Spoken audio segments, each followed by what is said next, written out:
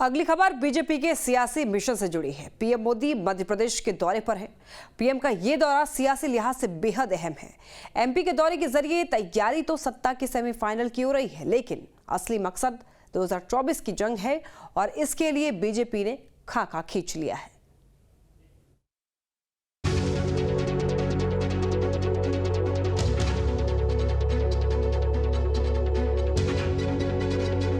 सत्ता के फाइनल के पहले सेमीफाइनल में दम दिखाना है और प्रधानमंत्री मोदी की अगुवाई में बीजेपी बड़ी तैयारी में जुटी है। एक हफ्ते में दूसरी बार मध्य प्रदेश की यात्रा, 3 महीने में तीसरी बार एमपी का दौरा, 3 राज्यों में 5 महीने बाद विधानसभा चुनाव है। वहां पीएम मोदी के इस दौरे के मकसद का अंदाजा लगाया जा सकता है। जब कुछ दिनों पहले ही प्रधानमंत्री मोदी भोपाल में मेरा बूथ मजबूत कार्यक्रम का बड़ा ऐलान कर चुके थे। आजकल हम देख रहे हैं कि यूनिफॉर्म सिविल कोड के नाम पर ऐसे लोगों को भड़काने का काम हो रहा है।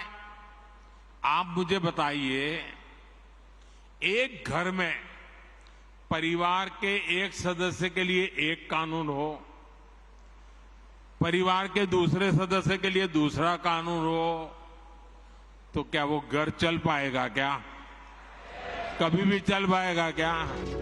एमपी की राजधानी से पीएम मोदी ने राष्ट्रीय मुद्दे पर बहस छेड़ी। आदिवासी बहुल शहडोल में प्रधानमंत्री के दौरे के मायने भी बेहद खास हैं। आदिवासी वीरांगना रानी दुर्गावती को नमन के जरिए प्रधानमंत्री मोदी ने 3 राज्यों के लिए बेहद खास संदेश दिया है। आदिवासी कल्याण के लिए शहडोल से सिकल सेल एनीमिया मुक्त मिशन का आगाज हुआ। ये कार्यक्रम और पीएम का ये सियासी मिशन बेहद खास है। आदिवासी समाज सिर्फ एक सरकारी आंकड़ा नहीं है, ये हमारे लिए संवेदनशीलता का विषय है, भावनात्मक विषय है। आदिवासी कल्याण के लिए पीएम की इस यात्रा का मकसद 22 जून से शुरू हुई गौरव यात्रा का समापन भी है। मध्य प्रदेश हो या फिर छत्तीसगढ़ या राजस्थान, तीनों राज्यों में आदिवासी समाज के सियासी रसूख से इनकार नहीं किया जा सकता। मध्य प्रदेश में आदिवासी समुदाय की आबादी करीब 21% है। छत्तीसगढ़ में कुल आदिवासी समुदाय की आबादी करीब 30% और राजस्थान में इनकी आबादी 14% है। 2024 में इतिहास रचने के लिए बीजेपी को कमजोर से कमजोर तबके के समर्थन के साथ जनता और खासकर किसानों के बीच पिछले 9 साल में हुए कामों के बारे में बताना जरूरी है। इस काम में बड़ी भूमिका सहकारी संगठनों की रही है। सहकारी संगठनों तक अपनी बात पहुंचाने के लिए पीएम ने 17वें भारतीय सहकारी कांग्रेस सम्मेलन को संबोधित किया। पीएम ने दावा किया 9 साल में बिचौलिया राज खत्म हुआ है। अब करोड़ों छोटे किसानों को पीएम किसान सम्मान निधि का लाभ मिल रहा है। पारदर्शिता को बढ़ाया, सीधा लाभ हर लाभार्थी तक पहुंचाया।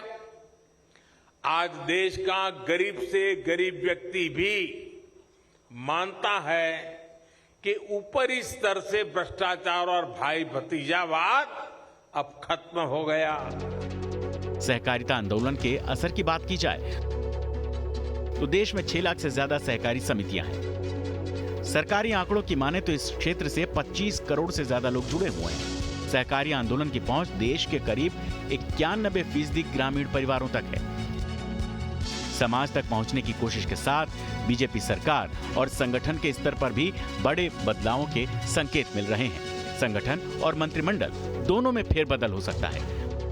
पार्टी के राष्ट्रीय अध्यक्ष जेपी नड्डा ने तैयारियों के सिलसिले में पार्टी महासचिवों की बैठक की। इससे पहले बुधवार को पीएम आवास पर मैराथन बैठक में पार्टी की रणनीतियों को अंतिम रूप दिया गया था। Team news nation.